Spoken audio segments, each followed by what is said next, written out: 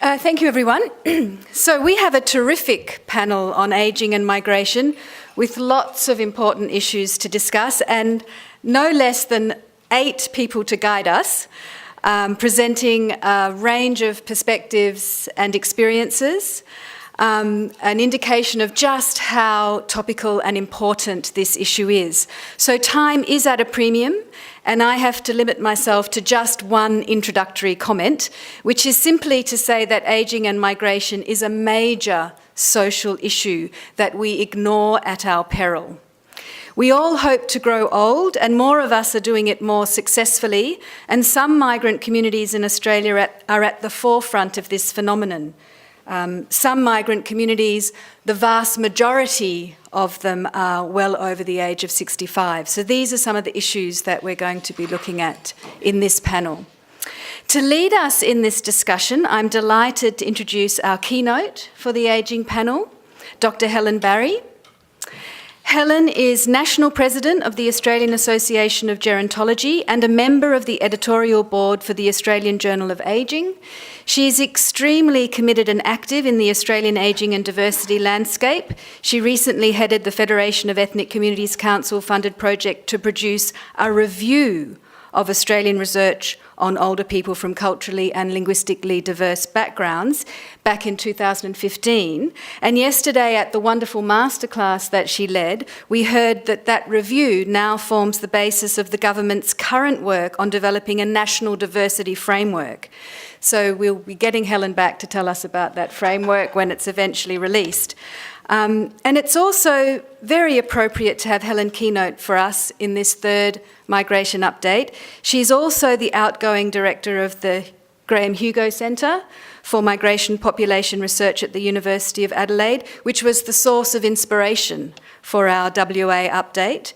And so that's very special to have you here, Helen. Helen was a student of Graham's. Yep.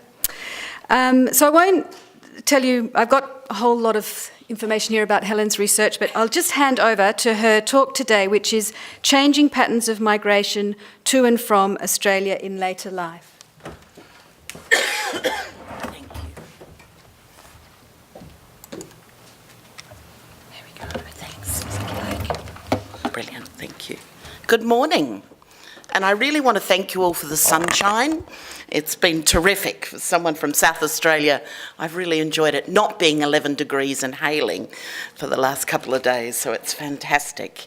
I had the great pleasure of working with Graham for 10 years before he passed away, and was there at the beginning of his evolution of the Hugo Centre for Migration and Population, and also a part of the South Australian migration update for most of those 10 years. So, and we have had the delight of having Loretta come and be one of our keynote speakers.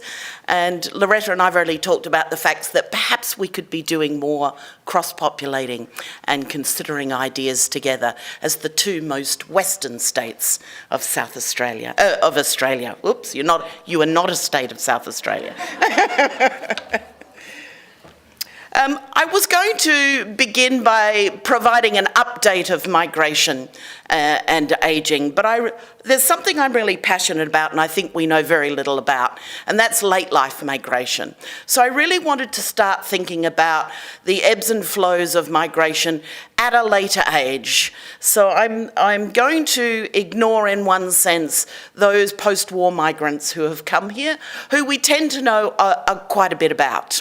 And I just want to concentrate on this emerging trend of mobility later in life and the implications of that for ageing well.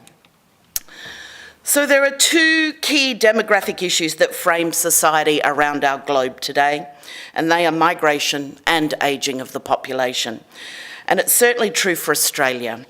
And this presentation is going to explore the nexus of those 2 issues. Every country around the globe has an ageing population now. I was recently in the United States for the International Association of Gerontology and Geriatrics conference, where there was a wonderful panel from the World Health Organisation looking at ageing populations in every part of the globe, from Africa through to Asia and China to America to Europe. So this is an issue that we're all talking about and we're all facing.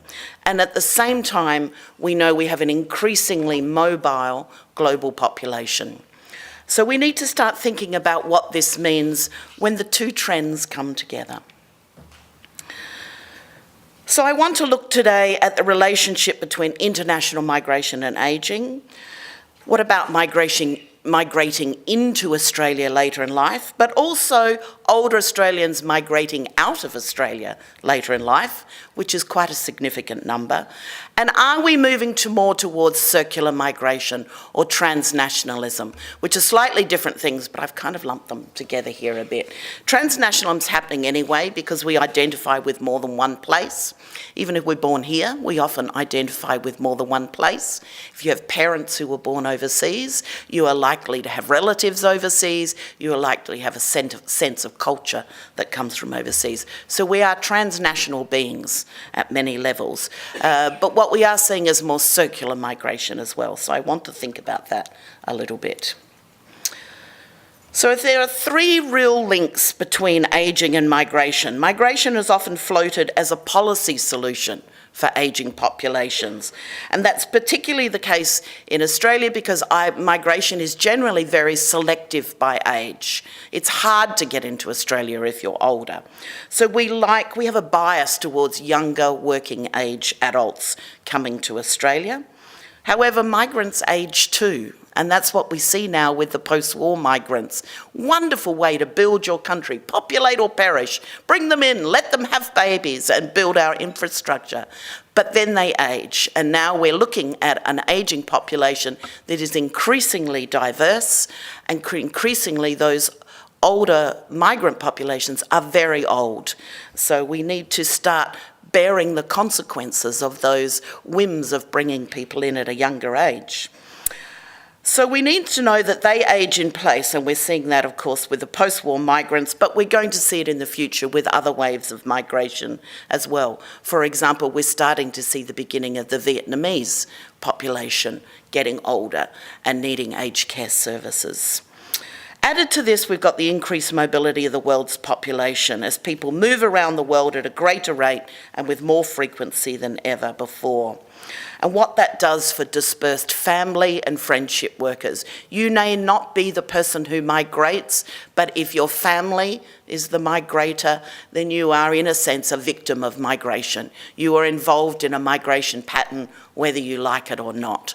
So we need to think about the fact that younger mobility also has impacts on older people who may very well stay right where they are.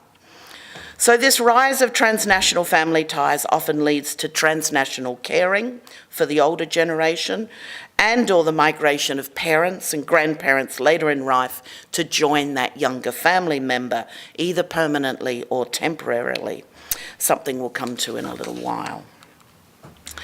So I wanted to begin by looking at mobility later in life.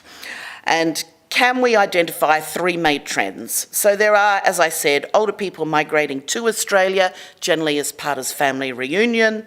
There are older people leaving Australia, either as a return migration to a country of birth later in life, or as a lifestyle move. So Australians moving out to go and live in Bali or Malaysia or somewhere more warm and tropical with cheap healthcare.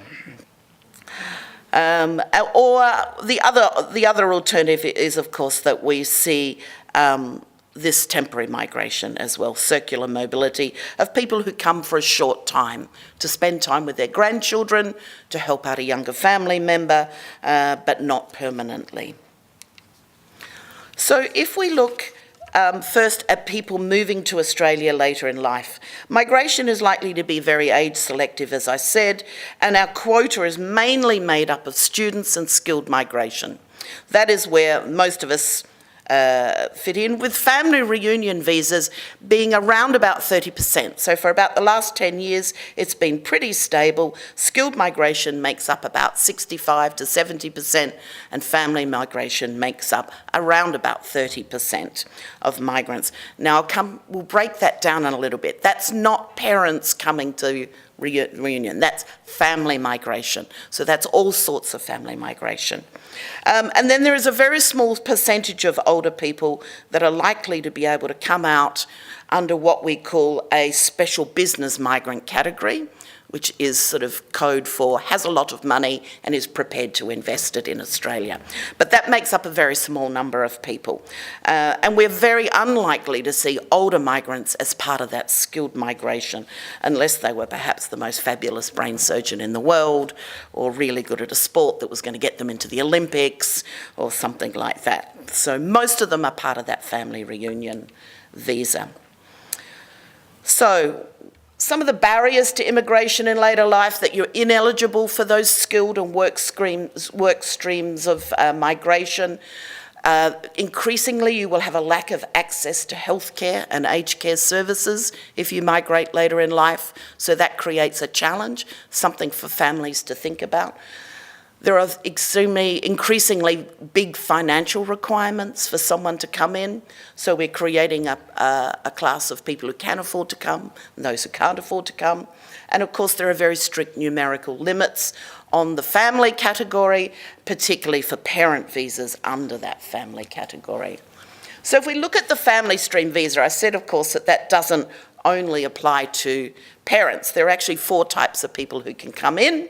There are partners, so there is a partner or a spouse visa, there is a dependent child visa, there is a parent visa, and then there is other family, which may be an age-dependent relative, it may be a carer that you're bringing in for someone else, or a special needs relative. That's a very small proportion of who comes in. So within those 4, obviously the biggest one is the spousal or partner visa, because within our highly mobile world, young people travel around and fall in love. So we have Australians going overseas and falling in love, and we have working holiday makers here coming and falling in love, and they get married or they want to perform a family unit, and so they apply for partner or spousal visas. They make up the vast majority of so love rules over parents in terms of family visas. And perhaps cynically, I might suggest that that's a win-win for Australia. You get another young body willing to work and pay tax and raise a family and get a mortgage coming into Australia, rather than an older dependent person. So if we look, I was not able to update this figure. I could not find this neat table anywhere on the Department of Immigration website. So this is 2013-14 data, but in fact the numbers have stayed pretty stable for about the last 10 years. So it's not really going to matter too much. So what you can see is that those partner visas were nearly 48,000 compared to parent visas of 8,900, children 3,850, and other family 585. So it is overwhelmingly biased towards those partner visas. Within the parent visa, you will see that there are in fact 2 subsets there. And the 2017-18 migration program allows for 8,000, hang on, I've got the number here somewhere, 8,675. So you can see the numbers haven't changed. It's only about 300 less than what it was then. You can see that the parent visa is divided into 2 categories. So there is a straight-out parent non-contributory visa, which means that you go on a waiting list, you apply, you go on a waiting list, and you wait for your parent to come out. And then there is the contributory parent visa, which means you pay and you agree to some certain conditions and your parent can come out.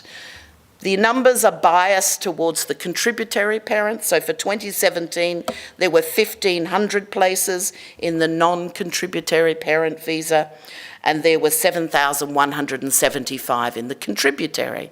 So basically, they'd like you to pay, please, to have your parent come out. We are also, I'll talk a little later about a third scheme which is currently under review. It's currently with the Senate, so we'll talk a little bit about the implications of a new visa. These are both permanent migration visas. So to be eligible for the contributory parent visa, The family member must act as a sponsor for their parent, undertaking to provide support for that parent or parents for their first 2 years in Australia. And during that period, you must provide support, accommodation, and all financial assistance. There is no claim to be made against Centrelink. There is no right to use Medicare or any of the medical or health services without paying in Australia. And in addition, that you are responsible for repaying the Australian government for any social security payments you may receive during the 10-year period after their parents' arrival in Australia and after they have been granted a visa. So this is a big financial commitment that people make. Why? Why would you make that commitment when you could go on the list for the non-contributory parent? Because that list is over 30 years long. 30 years before you can bring an older parent in, which means if you apply when they're 50, maybe they'll be able to come here in their 80s or 90s. So it's just almost impossible to think about using the non-contributory parent. You are almost forced into looking at the other parent visa, which means that we're creating a class of people who can afford to have parents here and those who can't. And of course, if you've got more than one parent, then you've got big implications, and we'll talk a little bit about that later too. So these are the main source of the countries where parent visas are currently being applied for, and you can see that's divided up, and there is a new visa there which is very small in this year, so the numbers are very tiny, but I'm sure we're going to see those grow, which is the contributory temporary visa. Which is something we're going to talk about at the end. But you can see that China is high on all of them, followed by India as the next highest country. And that's been the case. China has dominated that list for quite a number of years, so that's sort of nothing new there. But we'll come back to talk a little bit about that, about China and those temporary visas in a little while. First of all, I just want to cover some information looking at older Australians who leave later in life. Now, there are two main types, as I said. There is the lifestyle move, which in North America is called snowbirds. So it tends to be moving from cold climates to warm climates. So, for example, we see UK moving to Spain, older Australians moving to Bali, or Japanese have a strong tendency to move to Thailand later in life. But there's also that lifetime return migration.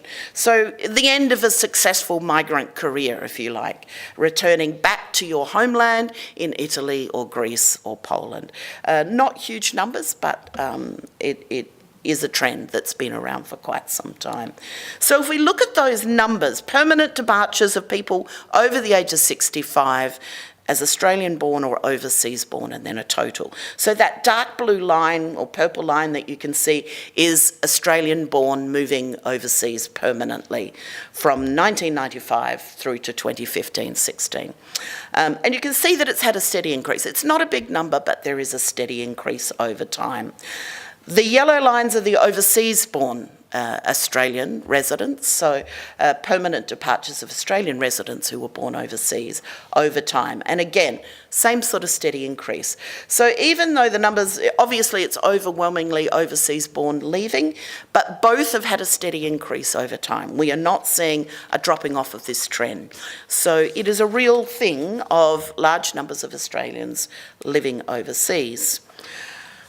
And of course, older people, at that time, retirement is a time of life change for everybody. It's a normative event that we all think carefully about, what do I want to do with the rest of my life? What is the rest of my life going to look like? And that's no different for migrants. But it can trigger questions for migrants about whether or not this is the time to return home, either permanently or for a short time.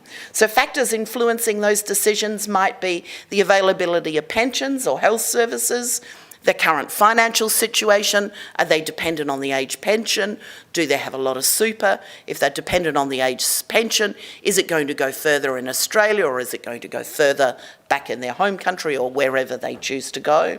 Their current health situation, their family ties and their relationships in both countries. If you have grandchildren here, but your brothers and sisters are in Italy, are you choosing to go and spend time with your brothers and sisters or stay where your grandchildren are? Or maybe your grandchildren are in Canada and you were born in Italy and now you're living here. And so it's complex. It may be that you're not choosing to go home. You might be going to choose to go and live in Canada with your grandchildren later in life once you retire. But also length of residency in Australia and whether or not you have a sense of belonging in Australia and identity. But of course, as we saw before, there are also a steady growing number of Australian-born people who are making lifestyle emigration moves. And most of us have heard of this. We've heard of the thousands of people that are living in Barrie. I think there was even a television program about thousands of people living in Barrie. It's purported to be over 5,000 that permanently make Barrie home now. Increasingly, we're also seeing numbers in Malaysia and Thailand as well as other destinations. And in fact, the Malaysian government has a generous retirement program if you want to think about going to live there. So you get a valid 10-year social visit pass, which means you can come and go as often as you want. There is no required prerequisite for you to purchase real estate in Malaysia. You're allowed to take your vaccinated pets with you, which is often important to some people. However, on the downside, you're responsible for your own health care and your own support in retirement. But of course, as an Australian, you're eligible to take your pension with you, so that's not so bad, and your super can go wherever you go. And of course, money might go a lot further in a place like Malaysia than it does here. Less heating, less cooling, cheap in-home care. So it's something that a lot of people are starting to think about. And that portability of the pension is one of the drivers. We know that in 2016, nearly $800 million in pension payments were made overseas. So there is a lot of our pension money that is supporting people that are living overseas. What that does, what we don't know yet, is what the long-term factors are. Do people go live in Malaysia when they retire at 65 or 70 and then come back when they're 80 or 85? In poor health, looking for family support, trying to find accommodation so that they can use the Australian healthcare system because they're frail, because they need better help with services in the home that they're going to get. We're not quite sure what that reverse trend will be yet. We've seen it intrastate in Australia, particularly in South Australia. There's a strong trend of people moving to Queensland, or there used to be, to Queensland. They go live on the Gold Coast. But what we used to see is a lot of reverse migration late in life in the 85 plus group coming back to South Australia. So what we don't know is, are these Australians that are moving away for lifestyles going to stay, or are they going to return? And then do we need to think about them in terms of providing care later on? What will their networks look like when they come back? What will their support networks look like? Will they have somewhere to live? What will their expectations be of the system? We don't really know. So we're seeing a shift, possibly seeing a shift from this idea of permanent migration going from A to B, and B is where you stay, back to some sort of form of fluidity, either over a very long time, maybe 40, 50 years in one place, and then coming back, or over a shorter time, a decade, 5 years, 4 years. So we know that we need to think about what options immigrants have for retire. They've changed. We need to consider those changes. Changes in family structure, changes in careers, changes in life courses, but also changes in expectations about what retirement's going to be. Previously, migration might have been fixed and permanent, but I think that's less the case these days for all sorts of migrants, for all migrant families. There is a lot more fluidity, which naturally is going to impact on older people as well. The transformation of our information and communication technology, the ability to travel more easily and more cheaply, means that there's a lot of more opportunity for circulation, either emotionally and socially, through information communication technologies, and physically through travelling, for people to be able to create these fluid mobilities later in life. And older immigrants are able to develop their own transnational worlds as a result, depending on where their children are. And children, it doesn't mean that you have one child that moves away. It may be that you have one child in Australia and one child in Canada, and grandchildren in both places. And you come from India. So what are you going to do? How are you going to maintain those family relationships? Your brothers and sisters maybe in India. So you've got all sorts of complexities around what family structure looks like in later life and how you maintain that, how you understand that. So I mentioned before that there's a new visa category. In May 2017, the government has announced the introduction of a temporary sponsored parent visa for parents of Australia during this year's migration program. The new visa will allow Australians to sponsor their parents to stay in Australia for up to 5 years at a time. Again, you will be responsible for all costs while they're here, but it's going to be temporary. There's never any intention that this is a permanent move. I don't know what happens after a 5-year move. I'm sure they haven't released the results of this, whether you just reapply for another one or whether they have to leave for a while and then come back and reapply for another one. We're not quite sure about the details yet. This is before the Senate at the moment, I understand. But what that is going to presumably allow is for parents to come and be a part of a family unit here on a short-term basis. My questions are, well, what about the long term? We're talking about older people. So that's fine in your 60s and your 70s and possibly your early 80s.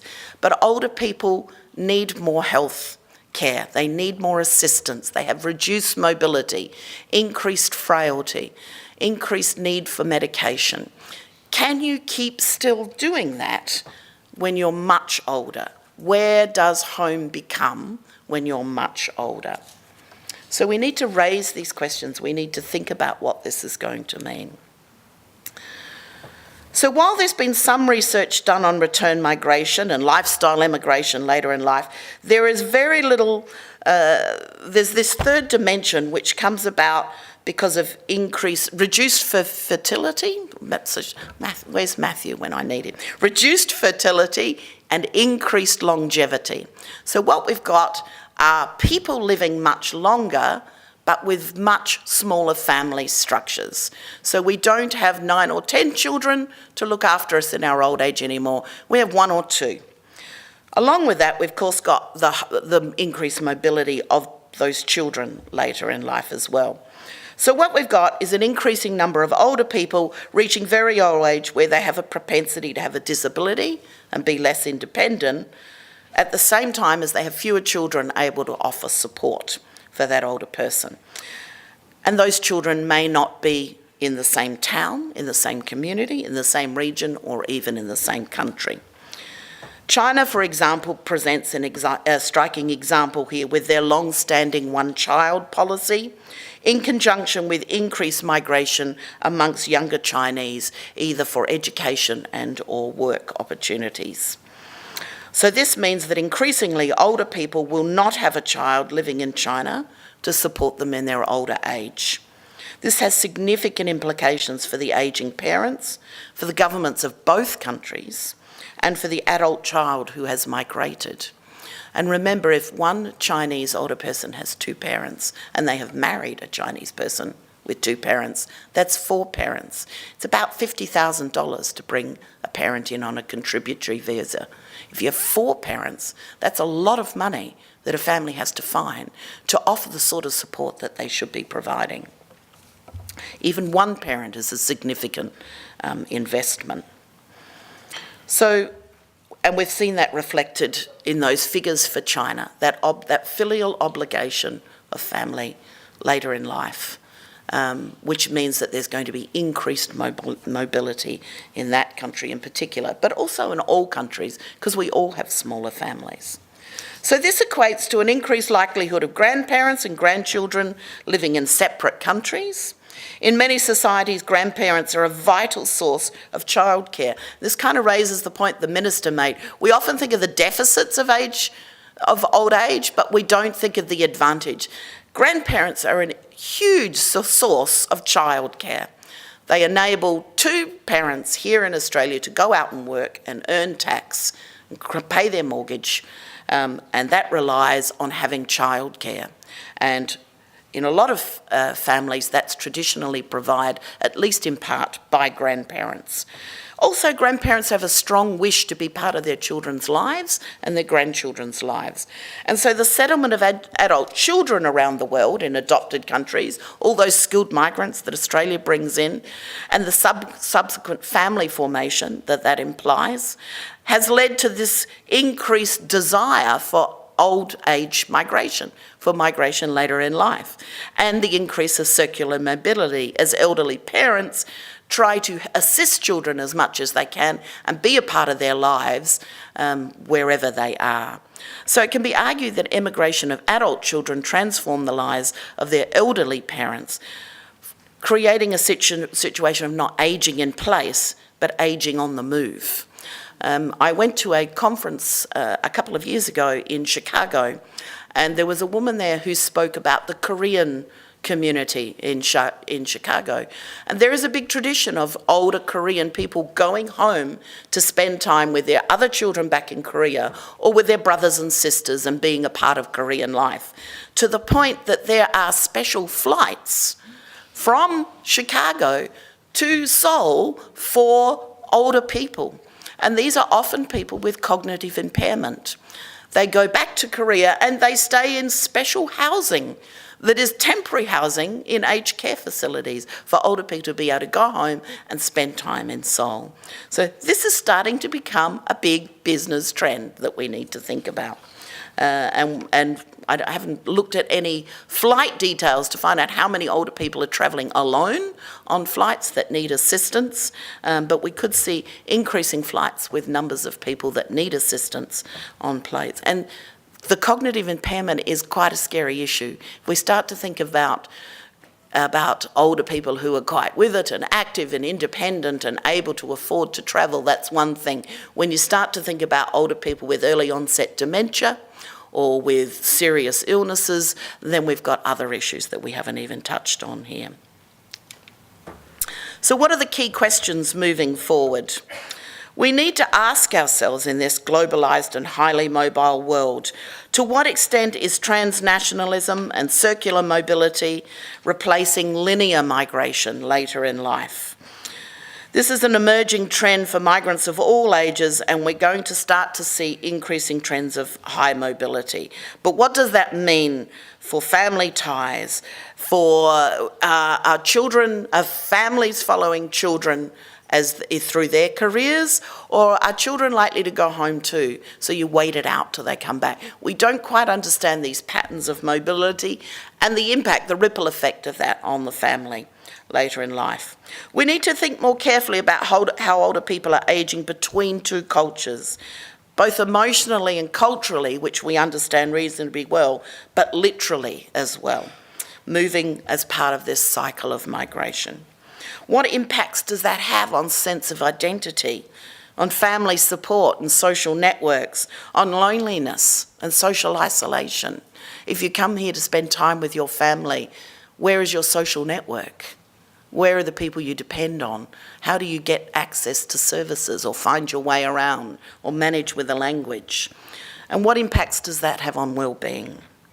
Will these new emerging patterns of migration have impacts on health that we don't quite understand yet, or on access and use of medical services, and on what types of services people need later in life? We might find that there's a shift from one type of service to another. Are they able to access services at all when they move around? And of course, we do not yet understand what late life migration means for ageing well, for a sense of who you are as an older person, how well you feel you're ageing. Do they have better opportunities because they're connected to more than one culture, because they're hedging their bets between a social network and a sense of familiarity at home and family ties, strengthening family ties? So maybe they're better off than we think. Is it better to age close to your family or to the familiar? What is going to give you the best sense of aging well? What happens to your sense of who you are when you choose to have both, to travel between family and the familiar later in life? Thus, I think we need to invest more research into understanding these longer-term implications of international mobility for both the migrants who moved here earlier in life and are ageing in place, but also those that are coming later in life, with both permanent and circular migration as different aspects of that, and transnational family caregiving and support networks, and the complexities of that in a highly mobile world. Thank you.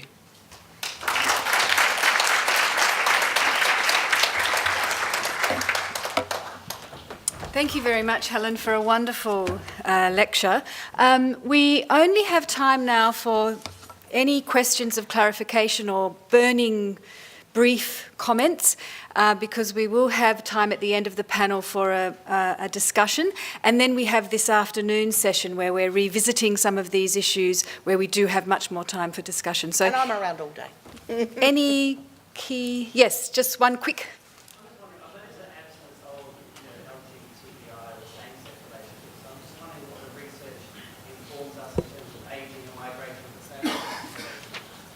I would suggest there isn't any.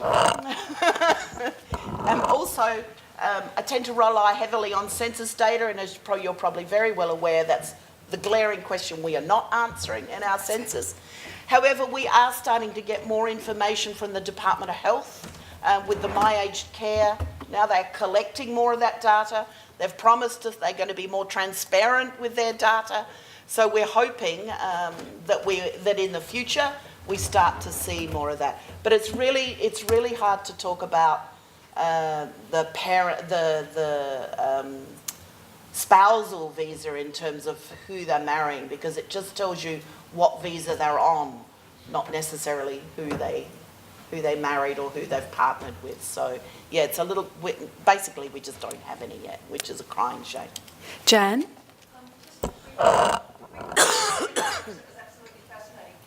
You made a comment, you suggested that people would have to make choices about where they live, home or away, and as they age, these choices became more problematic. One of the things that is incredibly problematic for people as they age is the fact that migration regulations do not permit people who've got any health care or disabilities to come into Australia. So there is a limit to how much, to the extent to which people can actually exercise a choice. Often that choice is simply removed. Yes, that's true. Yes, yeah, that's very true. That's going to increase, yeah. Well, thank you very much, Helen. Okay, so now we have our mega panel, and we are running a little bit behind time because of the welcome session being so full. So we're going to really have to watch our time. So let me call up our first panellist. This very interesting panel will give us different perspectives on issues mostly to do with dealing with an ageing, culturally and linguistically diverse population. We use the word COLD. You'll hear a lot of the presenters talking about COLD. This is the acronym for culturally and linguistically diverse. And our first speaker is Dr. Rita Afsar. Come on up, Rita. She's a senior researcher from the Office of Multicultural Interests, and like Helen, was supervised by the wonderful Graham Hugo.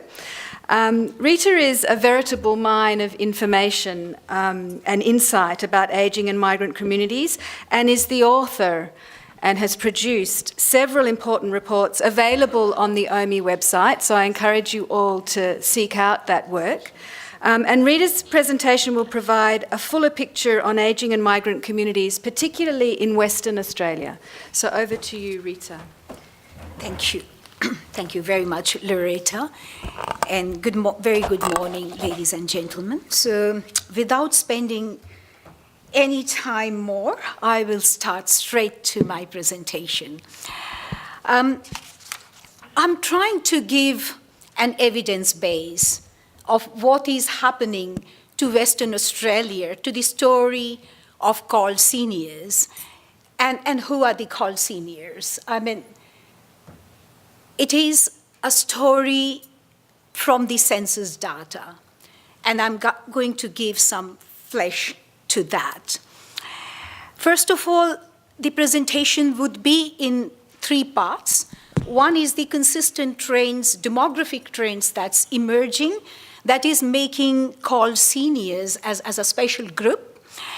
And then some cultural and socio-economic determinants of their situation and their well-being, and obviously the question on policy that is following from there. So, demographic trends that make call seniors most special. If you look into this table, here in the lower part, you can see that a comparison between call seniors with those who were born in main English-speaking countries and those who are born in Australia. Compared to main English-speaking countries at all age level, how can we do the permutation and combination, like 55 plus or 60 plus or 65 plus or 85 plus? At all ages, it is higher.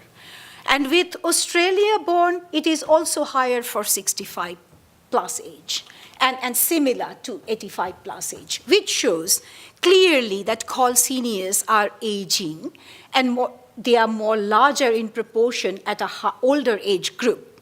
And this is also reflected if we look at the composition of call seniors, like between 55 to 64, that group is decreasing from 46 to 42%, whereas those who are 65 plus, they're increasing from 53 to 58%, making it the largest proportion compared to main English speaking and Australia born, whose composition is about 56% and 52%. So we can clearly see that how they're aging. Another dimension, if you look at that bar diagram, that with call seniors, there is a secular and gradual increase, like 55 years, 60 plus, or 85 plus, it is higher. Whereas for Australia-born or main English-speaking group, this is decreasing, as you could see, like the last few bars. Coming to the spatial dimensions, where do they live? Here we have three methodological questions. What we would like to give priority, because in terms of absolute numbers, the ranking of LGAs are different in terms of if we consider call representation in the LGAs as percentage of total Western Australian seniors or as percentage of called population in that LGA.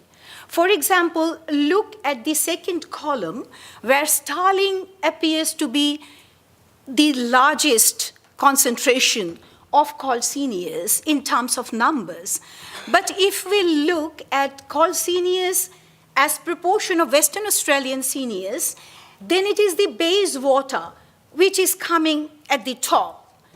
And if we look at call seniors as percentage of called population, then it is Joondalup which is coming at the top, 38.8%. So these are some of the issues which we have to look when we have to deal with this seniors and their space and the spatial things. On the cultural composition, there is a huge change. And this partly reflects the changes that occurred in the demographic and cultural composition of the overall population in Western Australia, with rapid increase of the population from Asian countries.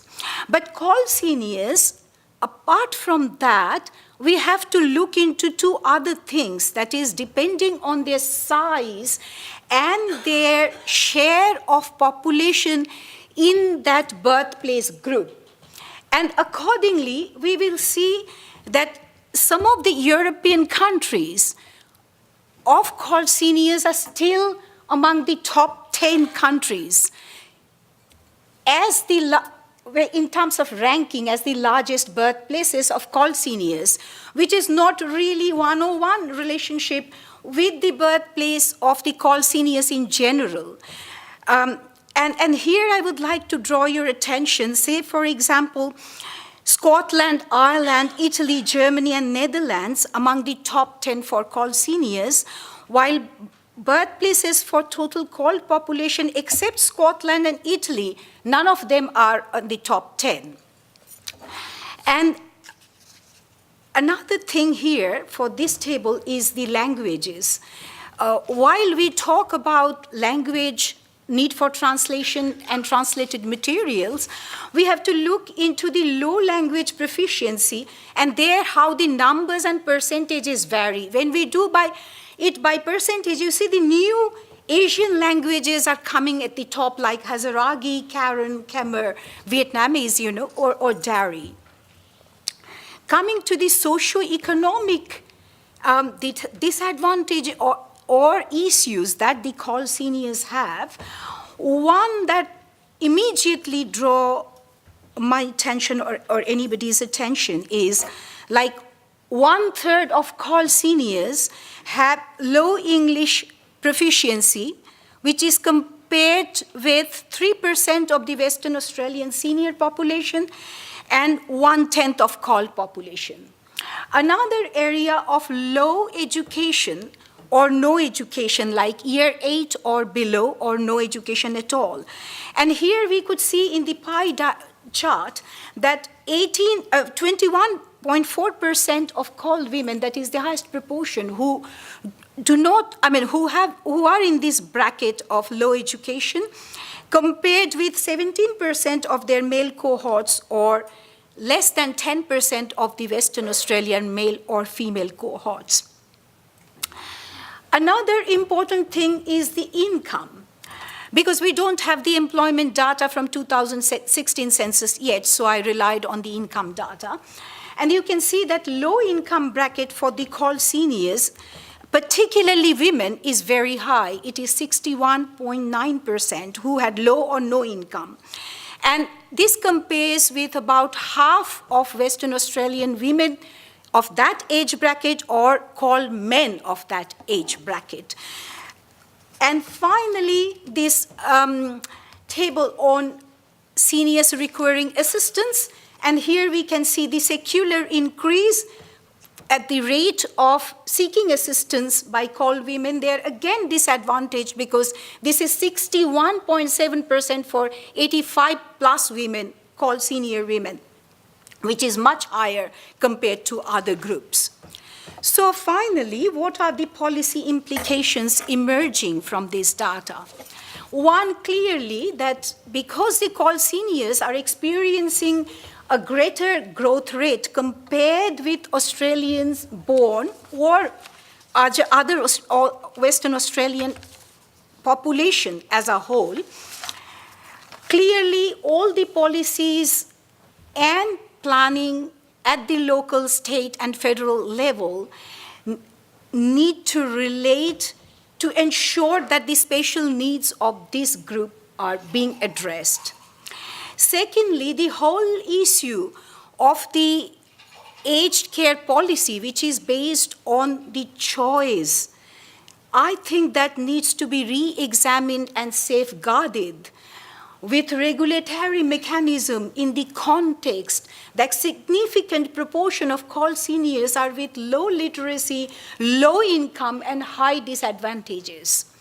Finally, coming to the program and service perspectives, there is, obviously everybody would accept this, that need for culturally appropriate services and needs for the emerging groups of Asians that are coming into surface. Given that there is barriers of called seniors and women in terms of language and low literacy, there is the need for translated materials and multilingual service, which is very vital. And with the women's higher disadvantages, we need the areas such as health, carers, housing, transport, and information communication, disability, and aged care. And the local government level, it is important to address the needs of called seniors in all their policy frameworks, such as age-friendly community,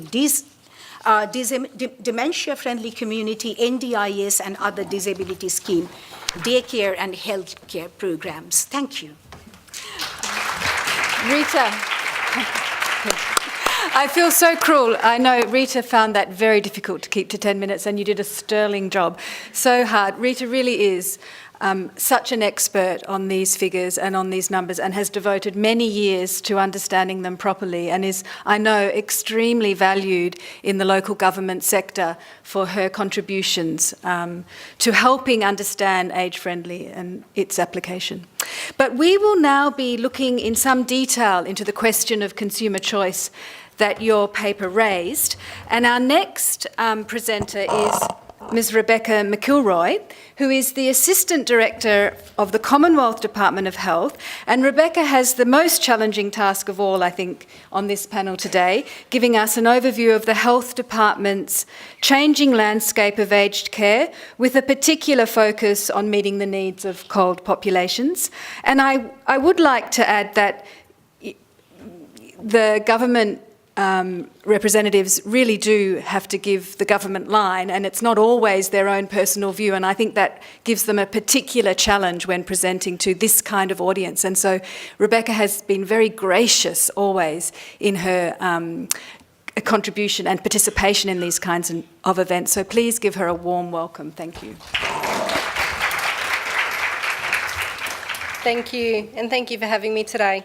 So as Loretta mentioned, today I've been asked to give a bit of an overview of what aged care services look like from a Commonwealth perspective. So the vast majority of older Australians live at home without any subsidised aged care support. So if we look at some statistics following on from Rita, in 2015-16, over 1.3 million older Australians received some aged care services, and the greater majority of those were home care support services. More than 640,000 people received services through the Commonwealth Home Support Program. 56,000 received residential respite care, of which about 52% of those people then moved on to permanent residential care. 88,000 people received services through a home care package, and 234,000 older Australians received support through residential aged care. When we look at how that changes over the lifespan, about 1.3% of people receive aged care services at age 70, and that grows to about 15% by the time someone's 85. So what does that look like from a financial commitment from the Commonwealth? The Australian Government's commitment for aged care services in 16-17 was about $17.5 billion. So it's a huge amount of money. That was an increase of 7.8% from the previous financial year. So as Rita's figures showed us, the growth is quite significant.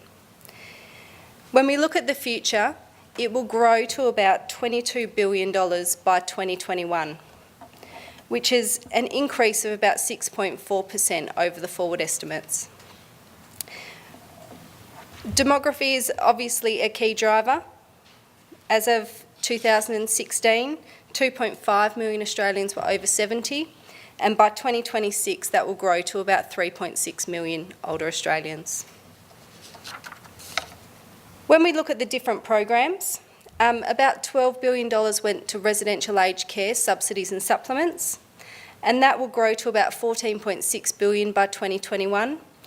$1.7 billion went towards home care services or home care packages, and that will grow to $3 billion by 2021. And $468 million went to our flexible care programs, and that will grow by 5.6% to $443 million by 2021. $2.7 billion went to our basic care at home services, such as the Commonwealth Home Support Program or the Home and Community Care Program here in WA. That will grow to $3.6 billion by 2021. So it's a huge increase in funding over the forward estimates. So what the government has looked at doing is where changes need to be made. So the Productivity Commission's report, Caring into Older Australians, called for some pretty significant structural changes to the aged care system to improve consumer choice, quality, access and financial sustainability. Some major changes that were launched during this time have been the introduction of My Aged Care, which was mentioned before, and also the contact centre that went along with the My Aged Care website. The establishment of the Home Care Packages program, which made some changes to the previous home care support programs. We have new supplements in our home and residential care programs. There was the introduction of the Aged Care Pricing Commissioner and the launch of the new Aged Care Quality Agency. The second wave made changes with the introduction of the Consumer Directed Care movement, which supports all aged care providers and consumers to be at the centre of the aged care conversations. The creation of the Commonwealth Home Support Program, which improved the way that home support services operated and the access that people had to those programs. And the expansion of the My Aged Care website and contact centre, which made planning and entering into aged care easier. This year, in February, we had some very significant changes to the way that people access our home care services with the increasing choice reforms.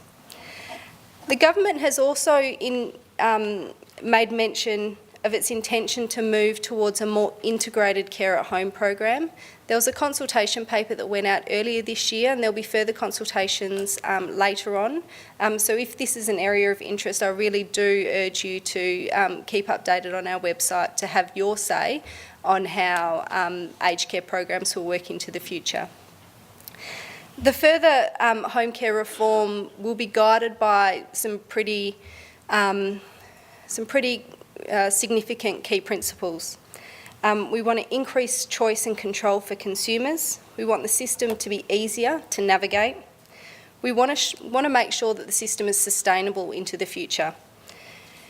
And we want to simplify our financial arrangements and also the red tape and reduce red tape, which is obviously an ongoing issue for the government. In 2012, the government launched a National Ageing and Aged Care strategy for people from CALD backgrounds. And it was developed in consultation with the sector and key stakeholders. The strategy had 5 key principles: inclusion, empowerment, access and equity, quality and capacity building. And following on from that, it had 6 goals and 44 key actions. The strategy concluded on the 30th of June 2017, and the success of the strategy is currently being reviewed. The principles and goals will remain in place, though, until a new diversity framework has been implemented. Since the commencement of the strategy, a number of key initiatives have been put in place to ensure that the aged care system is accessible to people from a CALD background and that the care they receive is appropriate and sensitive to their individual needs. As what was mentioned in the introduction to Dr. Barrie, the government plans to replace the CALD strategy with a broader aged care diversity framework. To inform the framework, Minister Wyatt created a subgroup of the Aged Care Sector Committee earlier this year, and that subgroup has been consulting, and there has also been a consultation paper on this topic. The framework will reflect the diversity of the older population, including the fact that a single person may be a member of several diverse groups. It's intended to assist providers and enhance the sector's capacity to better meet the diverse characteristics and life experiences of older people as they ensure that they're receiving an inclusive aged care service. The framework intends to be developed by December this year and will be supplemented by 3 initial action plans, 1 each to focus on people from CALD backgrounds, people from Aboriginal and Torres Strait Islander communities, and people who identify as LGBTI. The action plans will then be completed by May 2018. So when we look at the support that the Commonwealth Government provides in regards to CALD-specific consumers, I had a range of different topic and speaking points that I did want to cover. Unfortunately, though, because of how many aged care programs there are, it is a little bit scattered, so please bear with me. So the Aged Care Act and its associated principles define a number of special needs groups. that are taken into account when planning and delivering aged care services. People from non-English speaking background or COLD seniors are one of those groups. Older people from COLD backgrounds can access and benefit from the same funding and services as any older person living in the community.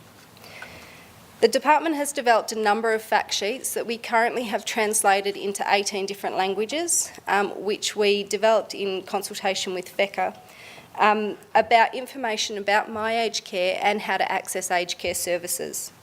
In total, over 200 different resources have been developed specifically for COLD seniors and accessed about 20,000 times. We've also developed guidelines specifically for COLD providers about how to access aged care funding, and that is still available on our website if that's an area of interest for you. We've increased funding to our aged care advocacy program by about 20% to meet the growing demand of people who need some assistance working through the system. And since 2012, we've also provided funding of about $10 million to our Partners in Culturally Appropriate Care program, or our PICAC, who we have a representative of here today, who aim to deliver cultural awareness and competency training, information sessions and workshops for aged care providers to increase their competency in delivering culturally appropriate care.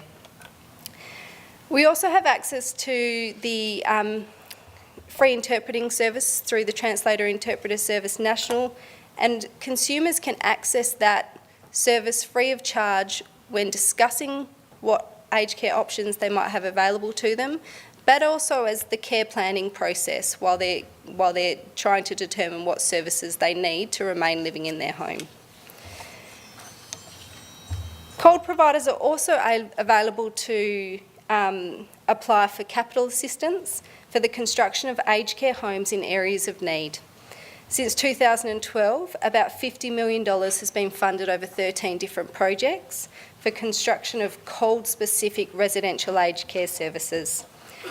COLD and special needs prioritisation for the allocation of residential aged care services occurs through our allocation funding round, and over 2,000 COLD-specific residential aged care places have been allocated nationally.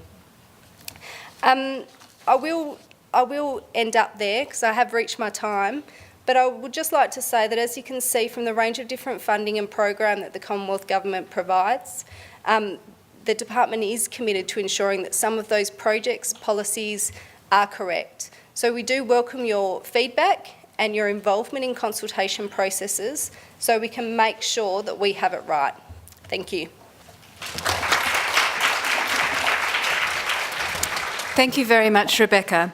And so I think we have now the government's vision, an overview of that vision.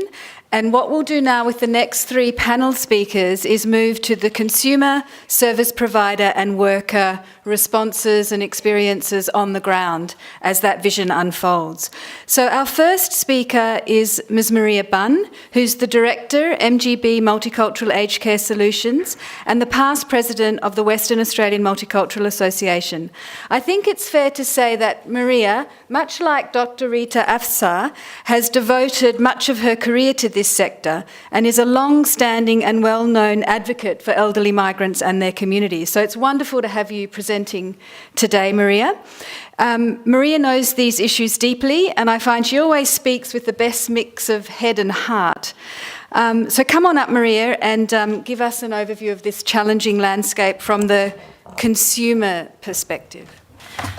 Thank you, Loretta, for that introduction. And it is a pleasure to be here today. And I'm not going to have any PowerPoints. Loretta suggested that I just speak. So high-powered, low-powered technology.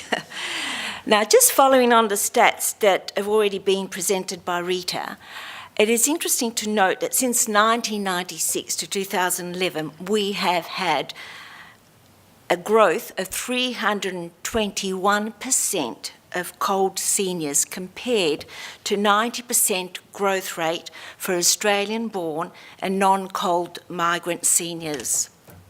Today, we have over 1.3 million people over the age of 50 living in Australia from COLD backgrounds, and over 150,000 are aged over the 80 years old. Almost 1 in 5 people living in Australia, aged over 50 years old and 80 years old, is a migrant from coal backgrounds. In Western Australia alone, we have 50,170 people from coal backgrounds over the age of 65. This is 8.3% of Australia's total population, which is quite significant for us.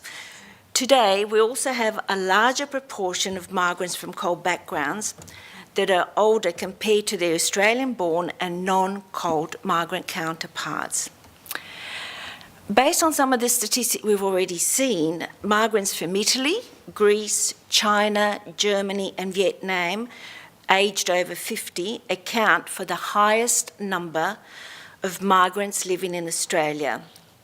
And due to the changes in migration, there is a notable decrease of migrants from Hungary and Poland. Today, the coal population is increasing more rapidly than that of the Australian-born in terms of size and ageing. This places a significant pressure on policymakers, funding bodies, service providers to plan and provide services that appropriately meet the diverse needs of the current and future population. Based on those projections of cold ageing populations living in Australia, the number of languages spoken and ethnicity trends, how do service providers identify cold clients? This is a question that constantly keeps coming up. Do they use their names, how they look, country of origin, the first language spoken, level of English language proficiency? Well, Howe suggests that we consider languages spoken at home. English language proficiency are most useful in identifying the client's needs. With the significant number of coal population who migrated to Australia post-World War II, they still have limited English language proficiency due to the lack of opportunities presented to them to learn English when they first settled in Australia. Also, the level of education that they attained in their country of origin, poor literacy level in their first language, social and economic factors that impacted in their lives. The age at migration impacts on the life course of the individuals and different experiences of ageing. Some of the previous speakers have also addressed this. Older people from cold backgrounds who have limited English language capacity are most vulnerable, unable to access and use services available. They are constantly dependent on family members, friends and community workers to assist them to facilitate access to services. One of the other issues that they are faced with today is the lack of digital literacy. This impacts on seniors' ability to access aged care services and information without the support of their caregivers or service providers. Cold seniors with limited English language skills experience digital exclusion, as many do not have a computer or have the skills and confidence to use digital technologies to access services and information. This is presented as a considerable issue for many seniors as they lose their independence, become isolated, and miss out on gaining access to services, information, and the ability to stay connected with family, friends, and community members. Understanding and navigating our aged care system has become a great challenge for cold seniors and family. Some cold seniors and communities may have different cultural perspectives on ageing and accessing services. For many cultures, it is unacceptable to use community care or residential care services, as they believe it is the family's responsibility to care for aged parents or relatives. Increased mobility of children and migrants and workforce responsibilities of young couples has led to families having limited time, resources available to support elderly parents, which leads to increased isolation, mental health issues, and increased dependency on service providers' inabilities to access services for cold seniors. Now, providing culturally sensitive care. As cold seniors continue to increase, so will the demand for the provision of services that are actually sensitive to the diverse needs of cold clients. Models of care need to be flexible, innovative, accessible, and inclusive to meet the diverse needs. Community care is always a much preferred option for cold seniors, as they prefer to continue living at home rather than going into residential care, as by doing so, they can maintain the continuity of life patterns established early in life. This is particularly important for cold seniors and sufferers of post-traumatic stress. As they leave their home, this can trigger initial migration experience, sense of abandonment from their family, friends, loss of independence and security. To provide service that are culturally sensitive, service providers need to develop a framework to actively pursue best practice care, demonstrating commitment to cold service delivery through the development and implementation of policies, procedure, cultural assessment, care plans, education program, cultural diversity training for all staff. Now, if we're looking at some of the workforce challenges, to meet the diverse needs of cold seniors, service providers have the challenge of recruiting and developing culturally diverse workforce. To meet cold clients' needs, they need to employ skilled, bilingual, bicultural workers committed to cultural diversity and the mission of the organisation. These are very important because the staff need to have that passion. Develop staff skill sets to meet the mandatory competencies of staff, support staff and cultivate tolerance within the workplace. This is becoming increasingly important through the diversity of cultures that are in the aged care sector. It is important to establish, maintain and promote cross-cultural communication techniques and resources where possible to bridge the language and communication barriers.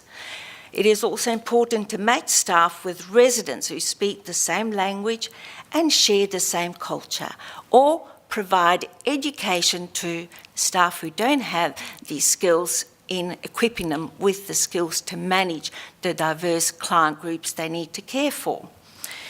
Developing cultural assessment plans that take into consideration the holistic needs of the clients being assessed to address the needs of care recipients, so that we get a picture of that client, so we don't just look at some language. There is a whole set of needs that clients that come into care have, you know, based on the experience that they might have had through the migration, throughout their lives, dementia. In many instances, I've seen clients with dementia or being misdiagnosed as having dementia, also due to some of the tools that were used that the client wasn't properly diagnosed. And this is very interesting. I worked in one of the hospital settings for 14 years, and it was interesting to see some of these things. So there's a whole range of factors here, but language is still one of the greatest issues. And as I said, the digital technologies we have wonderful websites, but some of the cold seniors who have limited language skills have difficulty in navigating their ways through the system without the support of families. Thank you. Thank you very much, Maria. That was perfect timing as well. We'll keep going because we're halfway through, and thank you all for this stamina for today's panel. Our next speaker is Ms. Henrietta Biczi, Social Worker, Community Engagement Coordinator for the wonderful umbrella, Multicultural Community Care. Henny has not been in the sector that long, but she's made a huge impact already with high energy and innovative ideas. So Henny's going to present the issues and challenges of aged care from the perspective of cold service providers. Thank you, Henny. Good morning, everyone, and thank you very much for Loretta and her team for inviting me today. And also would like to acknowledge two of my colleagues, not colleagues, but work very closely with Dr. Rita Afsar from OMI and also Heather Thorne from Alzheimer's WA. I work with them a lot in this space, especially going out and trying to get a feedback from the community and organizations of how we are going with cold seniors. So today I'm going to talk about the issues and challenges for aged care service providers, and I try to give some examples of how at Umbrella we try to work with these issues, so not just all bad, hopefully. So first, the communication, and as you heard from the previous speakers, one of the biggest things is actually accessing information, and communication is a huge issue and a huge barrier for cold seniors. Communication is not just about how we communicate, but what we try to communicate to seniors. We need to be do more cultural appropriate communication. However, it doesn't seem to happen. We're still talking about it, and I still feel that there's so much more to do in that space. We talk about inclusion, and a lot of websites of organizations I see, we are inclusive, we are multicultural. Yet when I see, even looking at our website is an irony, because we know, as we heard it, Maria Bunn said very, very beautifully, there's very low digital skills for seniors from cold background. So it is a huge issue. And I understand the service, the government and the organization getting ready for the baby boomers who are more digitally literate, but we still have a pre-war generations who don't have that much access to that digital space. So we need to work more on that, and I'm going to show some example what we do at Umbrella to address that low digital skill issues.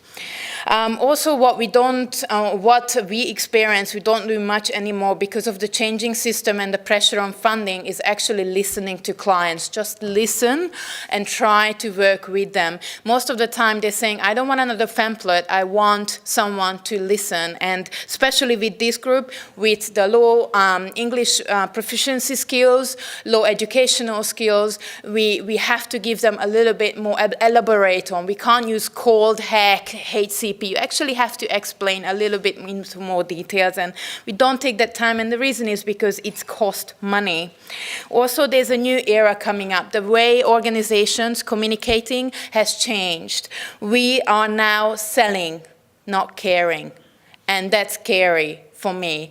At Umbrella, we are in an interesting position because for us, I'm not sure, Rebecca done a great job explaining the aged care system, but in a low-level care, we still have block funding. So yearly we're getting a funding from the government to deliver services. However, on the new home care package era, we actually have to look for that funding because it moves with the client. So there's a lot of competition going on right now, and that's changed the field. We at Umbrella is different because we're more low-level care, so we have our block funding and some reserves. So we not rely on those packages so much. So our team actually can have the time to sit and listen, and some of the feedbacks was quite scary from clients and clients and families who said they not got listened, and most of the time they're rushing through information and they're making bad decisions because of that. Again, the problem is that when we communicate, most of the time I hear very individualistic speeches. We're working with cultures that are collectivist, so we need to include the families, we need to include the communities. Communities like mine are losing seniors. We don't know where they end up. I'm Hungarian, I'm working with the Hungarian Association, and we're losing clients, members every day, and we don't know when they end up. So this is maybe having that connection with the communities per se. It's very, very valuable for organizations, yet we're not doing that much. Again, translation. The problem with translation, we can translate, but the problem is, for example, My Aged Care. It's a fantastic website. I know I'm going to get criticized, but it is a good website for information. However, for languages, we have 18 languages there and 1 page. My Aged Care has more than dozens of pages. We translated only 1. So that's a huge issue for seniors. And also the quality of the translations. We don't translate meaning. And a very simple example I like to use is that I'm a social worker, but when I'm going home and I'm talking to my mom or dad, I have to use another word for what I do. Because in Hungarian, social work, although it's a literal translation, means something completely different. I can't use the literal translation. So when you translate between languages, literal translation just doesn't cut. You need to actually explain it. And this is when cultural champions or community champions can come in. When we train someone from the community, either it's you already on in your workforce or someone who you know in the community to know what is HK, the mainstream meaning of it, and they can translate it in a cultural appropriate way. Organizations shouldn't try to do everything. They try to find the right person to advocate for these people. And believe me, investing in a cultural champion in an organization, it's extremely valuable. Also, one of the things that came up that's from the East Coast mostly, that we have cold and dementia supplements, but maybe a cold supplement for the home care packages would be an interesting choice, because it's so much work going into it to translate, to talk with these groups of people. So a cold subsidy with the home care packages would be an interesting one, maybe to encourage organizations to work with these communities a bit more in depth. Accessibility is the other big issue. Now, this is the HK system. It's complex, but to the credit to the organization, government, and as Rebecca is saying it as well, that's what they try to change. Okay, it's difficult to access sometimes to us, and I'm not even talking about people who may have English difficulties. One of the biggest issues for providers is the traditional view of nursing, and that's obviously coming in the traditional view of caregiving, lack of knowledge. I've grown up in Hungary, and I don't know anyone who knows anyone who is a nursing home. So when I'm thinking of that, when I'm talking to the clients, of trying to explain what it means from their perspective, living in another country, saying this is okay, you are in Australia, and we understand both of you have to work. Most of the time, women can't just stay at home. You need two incomes. So we're working with them and try to reduce that carer guilt, which can be huge, especially with cold clients. Also, some of the cold communities thinks that lower level providers or low-level care providers have the ability to push them into nursing homes, or they think that HK system is generally about just nursing homes. So there's a lot of education going on, and this is the other thing, that accessibility is an issue. Organizations become the educators of clients, which brings a huge risk. We try to, we have calls and say, look, I called 6 organizations, you are the 7th one, and you are the first one who are explaining to me these. And that's a very scary statement. And that was from someone who look after someone who doesn't speak English. So we need to educate the carers even more, because they have the responsibility to explain it.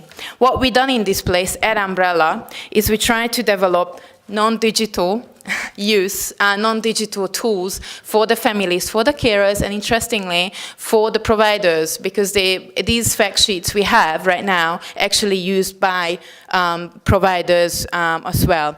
First one is the Your HK map, and this is, sorry, I'm a bit tall and this one's going through. This is just a very simple flow chart to find what services they should start with or start inquiring about. Yes and no. Am I at home? Am I in a hospital? How much do I need help at home? How much level I need? And they will get to the 5 major points, and inside dot points with pictures.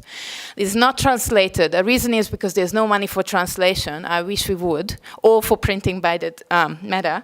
But you can give it to the carers and get them to understand what it is, at least the basics, and then they can call and inquire at least, so they know what they want. So reduce the time and waste on the time on looking for services. And the other 2 is comparing HK providers, and the other one is about budgeting, because that was having a conversation with an 84-year-old lady who doesn't speak English about budgeting was my most interesting 2 hours I ever spent in my life. So that's what came out of it. I said to my manager, I can't deal with this. I need something simple that I can give it to them and explain what it is. The other thing is the changing landscape brought in some very heavy competitions, and yes, it is a bit concerns for us because we are niche. Everyone tried to do everything right now. In the old system, we had organizations doing the nursing care, high-level care, and we have organizations like Umbrella, low-level care, social support. Now everyone tried to do everything, and we are not admitting that we are not good at what other people used to do before. So we have organizations failing. And I really hope that when the dust settles, we will have those connections that we had before that was helpful. We done the low-level care, explaining people what they, helping them, and then carrying them over, giving or handing them over to other organizations who can do the low-level end-of-life care. And this is a little bit broken at the moment. Also about language support, and this is where I would like to end up, and culture appropriate training. It's very, very important. It should be mandatory. 60% of the people who done culture appropriate training said that they want more. And this is an ongoing learning. And also that language support, I know we need people who are bilingual, but we can't accept the communities to do the job for us. There's not enough Polish people, not enough Hungarian people to come and work for this sector. So what we are going to do? Is it migration? Is it apps? Is it some sort of other language course? This is the thing that the organizations have to think about, and thank you so much. Thank you, Helen. I feel a bit like a bouncer trying to. A fantastic overview of some of the challenges for service providers and some of the innovation in dealing with that conflict of interest that's coming up with the consumer choice model. There are some excellent examples as well, we mustn't forget, out there of aged care delivery, and we have the CEO of My Vista in the room, Irene Mooney, who runs an exemplary, I think, facility. We wish that they were all of that level. Now we're going to hear from two speakers from the WA branch of the Union United Voice to give us the perspective of the workers. And the workers are a population who are increasingly migrants themselves from diverse backgrounds, and who, like the elderly people they're caring for, are also often a vulnerable group. So here we have multiple layers of vulnerability within the one sector. So I'm really delighted to introduce Ms. Skye Rebbets-Gordy, who's the campaign organiser of a new campaign the union is putting together called Our Turn to Care, and also one of the public relations officers for Mandurah, Emma Bowers, a care worker and member of the union. And they're both speaking on behalf of Ms. Catalina Gonzalez, who is the organising director of the WA branch of the Union United Voice, who is here but who's not very well today, but has still come along to support her speakers. And so let me hand over to them right away. Thank you very much.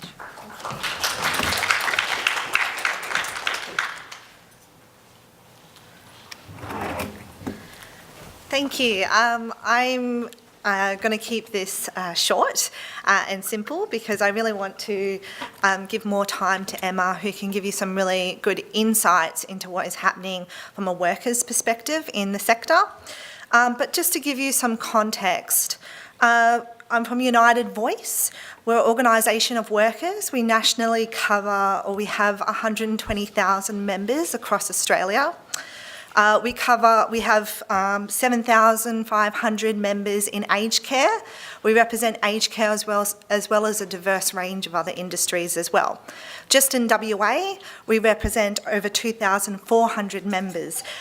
90% of the members that we represent work in aged care in the residential setting and are carers, cooks, gardeners and cleaners in residential aged care facilities.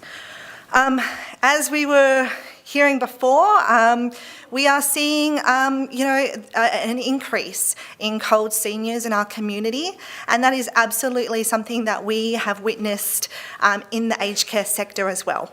We've seen an increase in cold seniors, but also an increase in cold workers in the sector as well. One of the biggest issues we come across when we talk to workers in the sector is about having time to care. It's about having that time to spend with residents. That is absolutely the thing that is talked about the most. And there's a whole range of increasing complexities in our population. We're seeing, people delay moving into aged care than what we saw in the past. So we're seeing more complex behaviours generally, but that is especially true when we talk about cold seniors. So if you can imagine having 10, 15 minutes with someone to provide personal care, imagine what that's like when you have a communication or cultural barrier as well, and not having that time to really develop a communication method with that resident. So, as you heard before, look, we have an ageing population, and that is very concerning for us as an organisation of workers. We know that by 2050, we're going to have 3.5 million people in aged care services.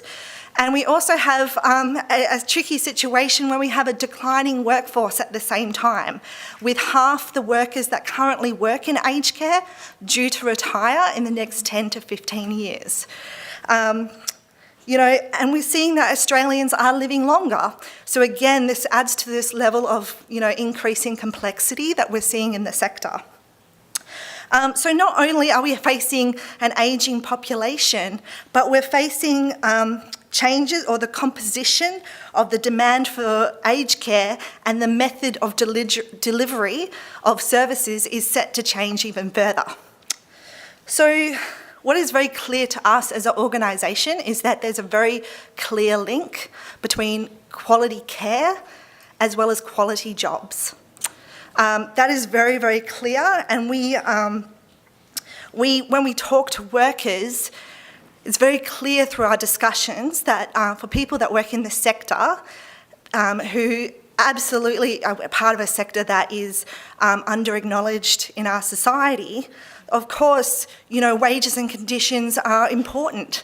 But what is equally, if not more important to the majority of workers we talk to, is actually delivering quality care. We hear from workers all the time who regularly stay back unpaid to provide care at a level that they are satisfied that provides dignity to that person.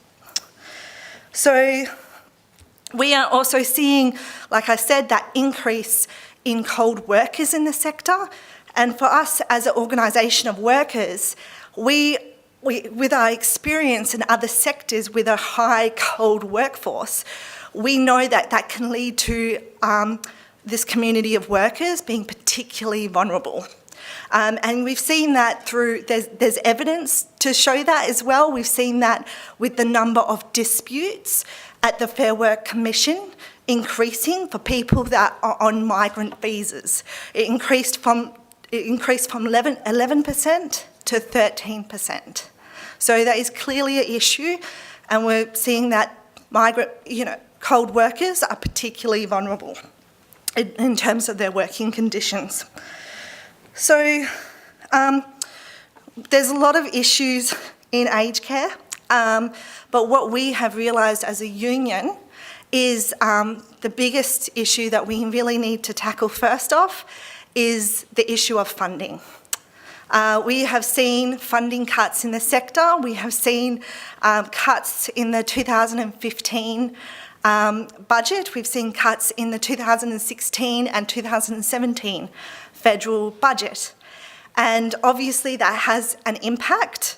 We saw there was $1.2 billion in cuts, but we're saying that that's actually underrepresentative. It possibly could be more like $2.5 billion after we actually see the ramifications of that cut. So without further ado, I want to introduce Emma Bowers to talk about the insights of what it's like working in aged care.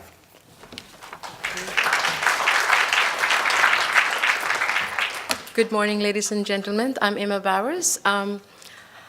I came from the Philippines. I studied criminology. In 1984, I came to migrate here in Western Australia.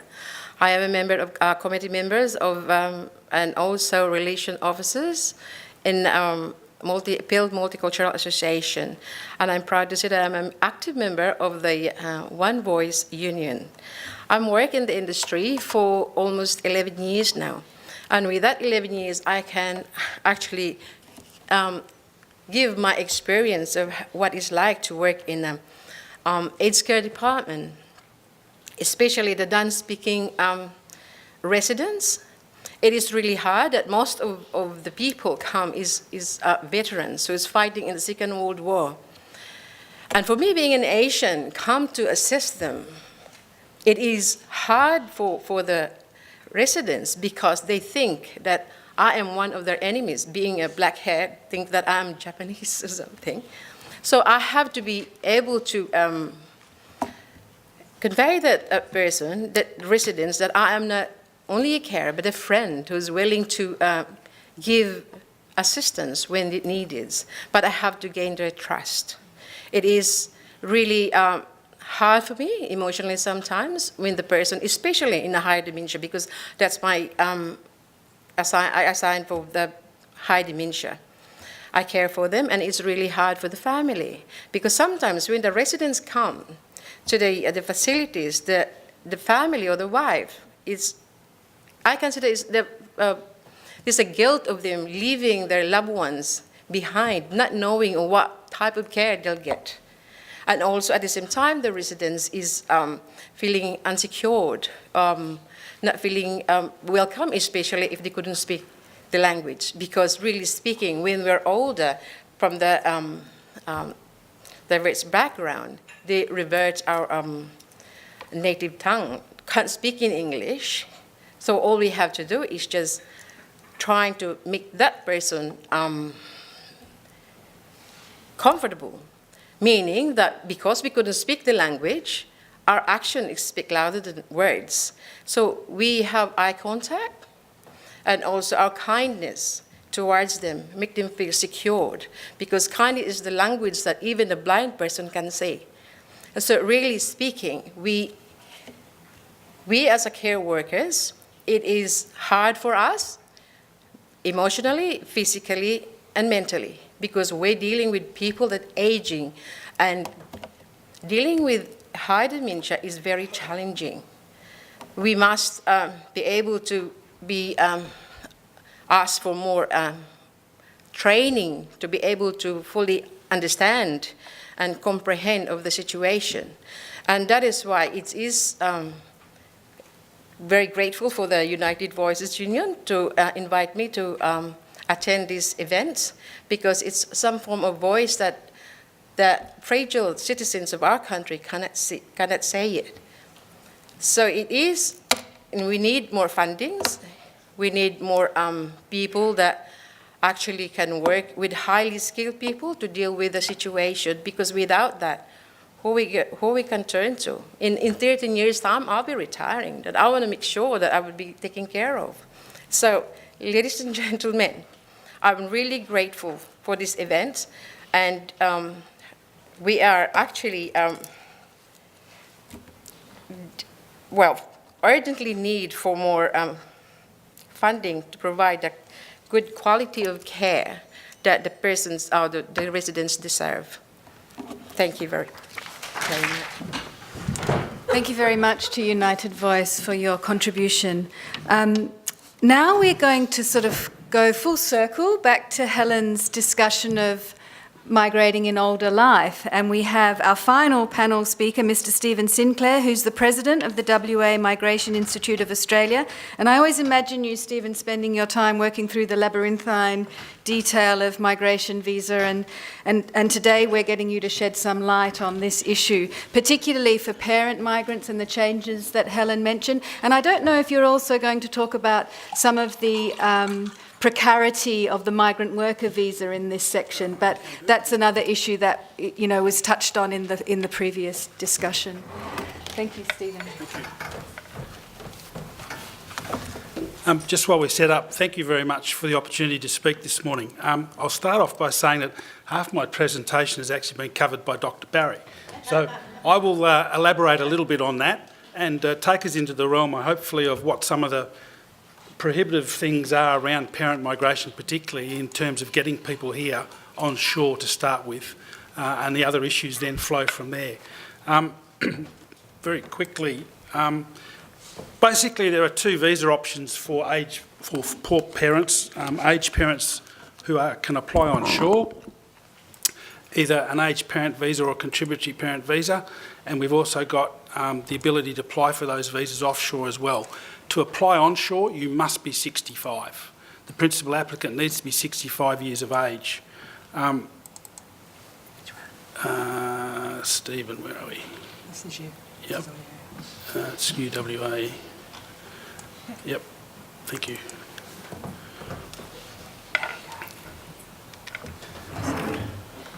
Okay.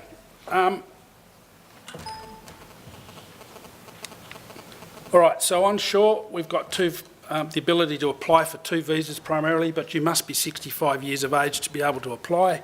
The aged parent visa and the contributory parent, and again, you can apply for both of those offshore as well.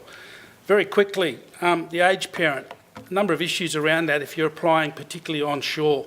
Apart from being 65 years of age, it's a long processing time. The Minister has the option and has taken the option under law to what we call cap and queue, the aged parent visa. By capping, he's actually set a limit. That limit is 1,500 visas for both offshore and onshore parent visas. By capping it to that amount, we've now got a queue for aged parents of beyond 30 years from the time they apply to when they can actually think about getting a visa. So therein lies a real challenge in terms of convincing people to actually come on shore and apply. So what's the conditions if you do apply onshore? Look, one of the big impediments out of this visa, and I'm very strong about when I talk to people about it, is that whatever time you're going to be here under the current process, you're persona non grata. You don't have any rights. You're living here under the care of your family, literally. You have to have some sort of health cover to protect yourself. You don't have any working rights until the visa is actually granted generally, and there are costs involved in being here for that amount of time. And one of the things that most people find is it's very difficult to get property, to get rental agreements because they are not permanent residents or have an application pending that's going to be approved within a short time frame. So from that viewpoint, it's a very difficult visa for parents to actually consider. But before you even get to that point, you have to meet the balance of family test to make an application.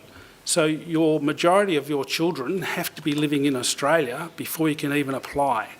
So if you've got, for example, two children, one in the UK, one in Australia, we give you the benefit of doubt. The 50-50 rule says you can apply.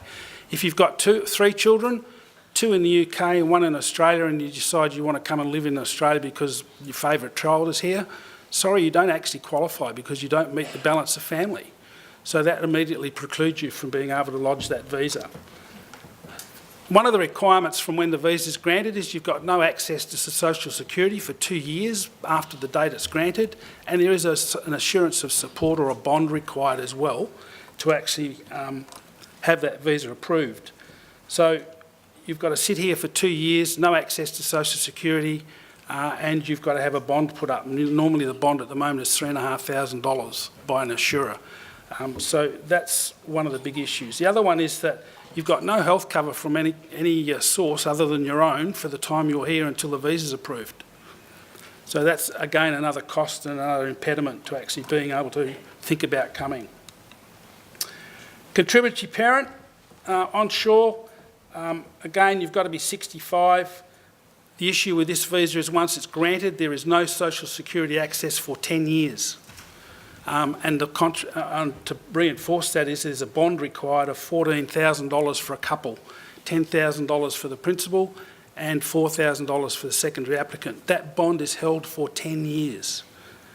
The other significant amount of money there, of course, is that the primary focus of this visa is to actually make a contribution to the Commonwealth towards healthcare. and that's $43,600 per applicant. So at the moment, if you're looking at a married couple with a bond, you're talking in excess of $101,000 to be able to get that visa granted. So again, that's an impediment in terms of the cost and the time frame. You're looking at about 2 to 3 years at the moment on processing, but I say that 2 to 3 because when I checked the other day, there is a stack of applications sitting in the department at the moment being processed because there was a rumour around that this visa was going to be chopped out with the start of the new financial year. So there was a flood of applications hit the system. The other one in all of this, of course, is that you've still got to meet the balance of family test. So again, if you have the majority of your children living in Australia, that's fine. If not, you can't make an application because you don't meet the balance of family.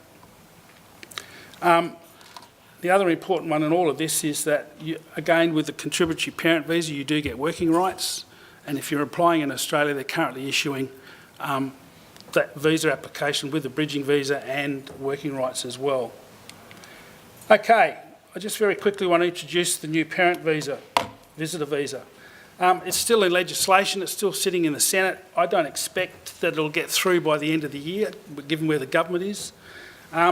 It will be a sponsored visa, so anybody who wants to sponsor parents on this visa has to be resident in Australia for a minimum of 4 years to be eligible to be a sponsor. So that in itself will present some issues perhaps. They also have to meet the financial requirement for putting up the sponsorship. That is, they have to prove that they're employed and they've actually had 4 years of employment to meet the requirement. The sponsors are also responsible for the costs of any medical services to the parents while they're here, apart from what their health cover will cover. They get no work rights. The parents won't be allowed to do any work except for a very minimal amount of voluntary work, and they are permitted to participate in family care for children, which is part of the reason why the visa was brought about. The cost of the visa, a 2-year visa is going to cost $5,000. So again, we're looking at considerable cost to parents and family. 5-year visa is $10,000 up front as an application fee. Again, another large cost to people before they even get here. And the other one on top of that is that if it's to be renewed, it has to be renewed whilst you're offshore. You cannot renew this visa whilst you're in Australia under the current proposal. So when you look at the whole parent regime, it's a very costly regime, particularly aged parents. You're looking at long processing times, and quite frankly, a lot of these people will probably get from being very healthy to being very sick in the time that that parent visa is being processed. So a lot of the things we've heard this morning will start to come about, and this will generally, in my view, force people back offshore home to get reasonable health care because of their condition once they get to that point. And that again breaks up the family. So parent visa is not necessarily a very good thing in the sense of the family values that we're trying to engender when you look at the inhibitors that actually say, well, here's the parent visa, now you've got to jump through the hoops to get it. So it's a very complex process and doesn't necessarily match the ties and the family issues that we're trying to get out of it. So that's it. Thank you. I do want to draw your attention to our evaluation sheet. Unfortunately, we really need you to fill in this form. For good reasons, we want to get your feedback so that we can continue to deliver migration updates that are meaningful and timely and up to the minute, but also because we're required to show all kinds of things like impact. And so please do take a moment to fill that in and give us your feedback. We really appreciate that. I also want to mention that we actually originally had another panel member planned from local government, because local government in Western Australia is actually a world leader in age-friendly communities work. And unfortunately, the president of the local government aged network was unable to come along, probably just as well because we really do have such a rich panel. But I did want to mention that this year in June, the government of Western Australia became an affiliate member of the World Health Organisation Global Network of Age-Friendly Cities and Communities, and WA is the only Australian state or territory with this status, and I think we are now at about 70 cities and communities in that list, and Paris was named after WA, so that's pretty good. So local government is really innovative in this space, and we didn't have their voice this morning, I'm sorry. But let's open it up to some discussion before we go to morning tea. Questions, comments For any of the panellists, we have a roving microphone. Mary, over to you. Good morning, everyone. My name's Mary Gogoni. I'm from the PICAC, the Fortis Consulting Partners in Culturally Appropriate Care program, funded by the Department of Health. First of all, I'd like to thank Donella, Loretta and Rita for a fantastic session. I think it's really, really fantastic to hear the different voices, and the panellists, the different voices themselves. It was really wonderful to hear the different perspectives. So there's just a couple of areas. As you're probably aware, Partners in Culturally Appropriate Care does provide training and support to both providers and to called communities. So the union that mentioned relating to training, you get about 75% discount for any training, and we do customise it to your needs. And organisations like MyVista have, obviously had the opportunity to access that, as have many others. So it's just something to keep in mind. But the two areas that I did want to mention is, first of all, I think it's fantastic that a program like this, a couple of the initial speakers, both Donella and the Minister and I think various others, said we must be solution focused, because I think the problems can be overwhelming if we don't look for solutions. And one of the areas that I think we do need to acknowledge is the issue of funding. And that is that as the changes in funding have occurred, they tended to favour the organisations that are big and mainstream. So the sensitive and smaller and cultural specific organisations are being challenged by this. So one of the things in PICAC that we are doing as part of that solution is we have got a group together who are looking at ways by which we can form a collaborative association to find ways of helping different providers to thrive as culturally appropriate care providers. So if any of you are interested in that, you can either look on the web for Fortis Consulting or Partners in Culturally Appropriate Care Western Australia, and you are very welcome to contribute and be part of that push that will not only help the organisations who are part of it, but we're also looking at for example, called people who might be in mainstream organisations that may need some support, or we're particularly interested in regional areas where there might be isolated people with a called background who perhaps using technology we may be able to look at ways of supporting that. So I do invite you if you're interested, and of course I've got lots of cards here if you want to approach me. The other one is relating to interpreting and translating. We held a meeting with the Minister, a round table, in April, and that highlighted that language services is one of the biggest issues that providers and carers and called people are facing in the aged care. We have done a survey to find out what those issues are, which was presented at the recent International Congress on this issue, and we are now looking to run focus groups with carers, with providers and with interpreters and translators, so that we can actually develop a package that may assist not only training opportunities, but also other mentoring and other opportunities. Again, we really welcome, if you are interested in that issue, to please contact. Thank you. Thank you, Mary. Yes, these updates are wonderful because you realise that half the audience could be on the panel as well. And Mary, so thank you very much for your contributions. You remind me of some of the stats that Helen showed in the masterclass yesterday of very small communities who are especially vulnerable because they don't have the numbers, so are often overlooked. So more comments and questions. Yes, here at the front. Microphone is on its way. Thank you everyone for organising a wonderful event. I'm very pleased to be here. My name is Silvia Losev. I'm from Curtin University and I'm an academic and a migrant woman. I just wanted to perhaps point a couple of things that might be of further interest. One is the connection between Noongar and migrants, which was pointed at the very beginning, which I found fascinating. I'm working in both of those spaces. I'd love to explore further. And the other one, very quickly, is the economic cost of migrants, because very often we talk about the burden of the economy from migrants. I've recently been granted a permanent residency visa 2 months ago. I've been here 12 years.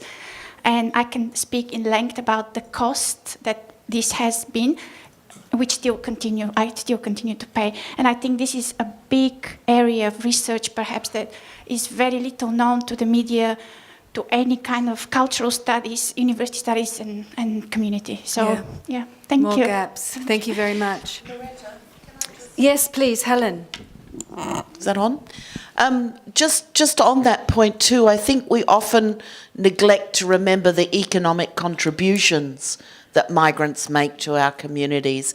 I know that Graham did a study several years ago about the positive contributions that migrants and the next generation in particular of migrants make economically to our country, and we often overlook those positive things and the contributions that migrants are making in order to be here, and we just focus on the negatives, which has really got to be addressed and have a better balance of conversation. And we really need more research that actually provides evidence about that contribution, because it seems the government really only understands that kind of response, or needs that kind of response in order to react. Jan and then Rita. I just want to say the Productivity Inquiry, Productivity Commission did reduce a paper last year, April 2016, I think, which from the government point of view did in fact underline the economic benefit that migrants brought. So there is research out there from the government, and it's really worth reading, because these things are... So not the Productivity Commission report, another one? No, it was the Productivity Commission report. I thought it was pretty limited what it said. You know, it just said they do offer social in-kind care, but they quickly sort of unpicked that to talk about the cost. But anyway, I mean, so there is an acknowledgement, but I felt that it was just not very detailed. Okay, fair enough. Sorry, Rita and then Helen. Just on that resource. Have you got a microphone? Oh, pass down the microphone. We have on OMI website a study on economic benefits of migration. So if anybody is interested, that's a very detailed study, and that's evidence-based. So please have a look at OMI website, www.omi.wa.gov.au, and you will find that. And a wealth of resources there. Yeah. Helen. Good. 2012 report, though. Yeah. And does it have older migrants included? No. Okay. It's migrants in general, yeah. Yeah. I mean, it's unfortunate to have to go to the economic argument, but it's required, I think, yeah. Other comments or questions? Yes, here at this table. Hi, Ephraim Osagai, us professional bridge. Just hearing what the government is doing to try and help older migrants, particularly migrants who are trying to bring family and parents in. Is it the intention of the government not to really make that happen?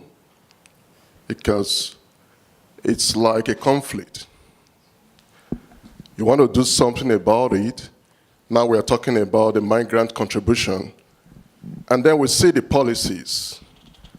It seems to be a situation where I know there's an issue, but I'm really not wanting to do something about it, which I think flows across other things that involve migrants. It's just about a political statement.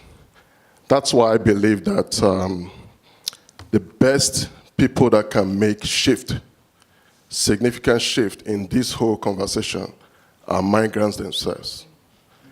But I would like your comment in that area. You know, are we really serious about the migrants' plight? Thank you. Would anyone on the panel like to respond? Helen? I would agree with you that this is raising some significant issues. You can't welcome in people to work and pay tax and raise families and then say, but that's it. we don't want your families, we don't want your networks, you can't be that choosy. However, we live in a country that has strictly controlled numbers of migration at all levels for a very long time. So in one sense, we have to live within the boundaries of that because it is tightly controlled. The question I think it also raises is, if we do limit so severely families coming in, parents coming in, what does that mean for the younger migrants? Are they going to stay? Or are we going to lose really good people who've found a job, who've started a new life, because they need to return and care for families, or because family becomes more important than a new job and a new life? If you have to choose between a good life for yourself and your partner and your children, or a good life for your whole family, are we really providing a proper settlement experience? And I think you're quite right, migrants themselves do have to speak up. Henny? And from a service provider point of view, we're already receiving some phone calls, very concerning phone calls from the community, where we know that there are, for example, Indian elderly who don't have, because of these parents' visas and because of the lack of access to actual aged care services. So we can't help them. But they're telling us that they are here and they rely on the temple and other people's generosity to get the services done, and the families are not coping. So we already created a second-class citizens in this country, and it's quite concerning. From service point of view, we can't do anything but raise these issues. So we're already receiving those phone calls. It's happening now. I saw 3 more hands. 1, 2, 3, 4. And we'll hear all the questions, because we're at the point now where we have to collect up the questions, and then we'll give the panel a chance to respond. So if we could go in that order. Oh, and maybe 5 if Helen's really quick. Thank you. I think this is fantastic. And all the voices are from Australia. And so because I'm from China, maybe I can contribute a little bit from Chinese people here. And my research is about Chinese doctoral students here. I investigated lots of Chinese students' experiences and their providers as well. And actually, I have a concern for Australia now. So, because the world is changing very fast, and China is growing very fast, and so Australia is losing those high-end talents. Very good point. And just now, Helen and Stephen were talking about parents' policies. Parents' immigration policies are really influencing this high-end talents decision where they settle down finally. I know lots of Chinese professors here in UWA as well. They are going back to China because of these parents' issues. That's one of the reasons. And for students as well, because all of the voices about Australia, do we want to have these people or not? But another question is, do they really want to stay here? What's the benefit? For students, they want to have the best jobs, but universities are having very limited academic positions for them. And for their parents, they are so lonely here. They come here to sacrifice themselves for the benefit of their children, for the benefit of their children's children. So that's just my thought. Very valuable comment, thank you. Number 2 here. I think the Productivity Commission report did make a nod to the risk of losing talent if we're not letting parents in. But again, there's not enough evidence to provide a coherent case. Yep. My name is John, and I just want to make a little comment, because at the moment, as we said, there is little evidence available or little resources available about the migrant contribution into the Australian life in the public domain. Because what I know, there is plenty of resources that should be made publicly available. Because the migrant that has came to this country, whether they came by plane or they came by boat, they made a contribution, socially, economically, and politically. And that need public policymakers to make those things available for all Australians to make sure that this is what everyone has contributed to this country. Thank you. Thank you. And they're also creating future Australians. Who was next? I think 3 was over here. Thank you. My name is Ali Khan from Australian Soul Lawyers. Just want to make a comment moving forward in terms of a new temporary visitor visa. I guess the problem with that temporary visa will be we'll have to see what the policy the government come up with the policies. But there will be 2 problems. One is either a meeting balance of family test or genuine temporary entrant criteria. Because most of the temporary visas they have genuine temporary entrant criteria. But then so it is my analysis that the government will put a genuine temporary entrant criteria because it is a temporary visa. So then there will be a win for people who doesn't meet the balance of family, parents who doesn't meet the balance of family test.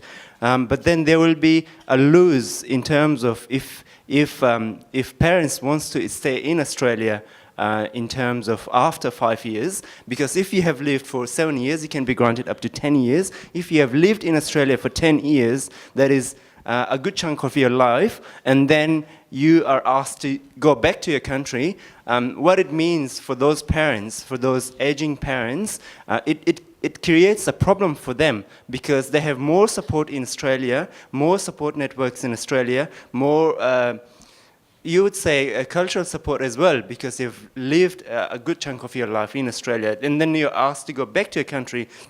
It creates a problem. So yes. We'll have to wait and see what the government policies come up with. Thank you. Very well put. Was there another question here? Yes. I'm going to give it to you in a minute. Sorry, I'm being a very stern chair right now. 4, 5, and then we'll go to the panel for the end. Sorry, Helen. Hello, my name's Carol Ann. I'm a migrant, like many of us in the room, and we actually moved over here following my parents over rather than them following us over here. But although I'm incredibly sympathetic to, family reunion scenarios, I'm just curious to know at what stage, if we do open the doors to greater family reunion opportunities, at what stage can Australia not cope financially? Good question. And the final comment from the floor is back to Helen Maddox. Very brief, Helen Maddox. Very brief. I'm really interested in the comment about the impact of the visa changes and the current scenario in relation to the costs of bringing parents to Australia, particularly in terms of the impact on social cohesion. And I think we've got a situation where there are sort of conflicting policies going on. And I'm aware that we've got Andrew Marcus in the room, yes, who does all of the research for the Scanlon Foundation around social cohesion.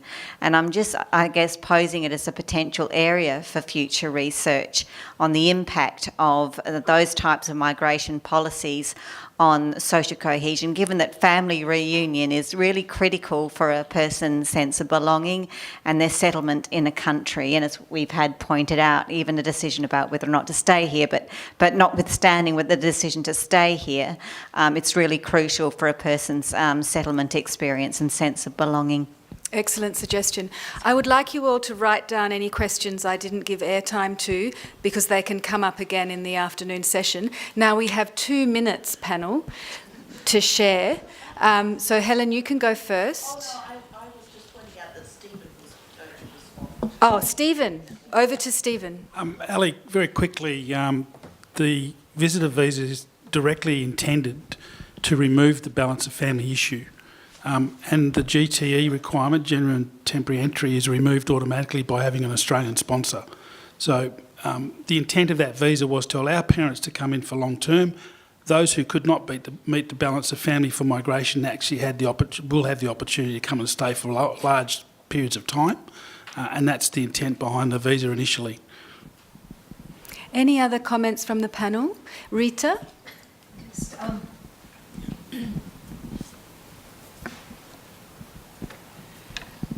when I'm listening to all these visa issues about parents, And I heard the comments in the floor about the Chinese students. I actually am thinking about the intergenerational aspects of the whole issue, because the other day I was watching Inside, where the parents were being brought by the couples, young couples, to look after their children. And in the process, what is happening is often good family relations, but there are different value systems. So when the parents are looking after the grandchildren, they are looking in their old style, in their own traditional ways, which are often questioned by the parents. So that intergenerational aspects. What a wonderful segue and advertisement for panel 2 after morning tea, which is exploring youth perspectives, which implies the intergenerational perspective. So that's a fantastic segue. Can you please join me in thanking this wonderful panel and Keynote for this excellent session? And at the beginning of the session, Matthew Tonts mentioned Mariana Atkins' work. I think she's had to go and teach. Well, we have a day dedicated to research on ageing coming up, co-hosted with the local government network of professionals and UWA, with researchers from all 5 universities. So I will email you that program, and you can come along and hear more about ageing. Thank you all very much. Please enjoy morning tea.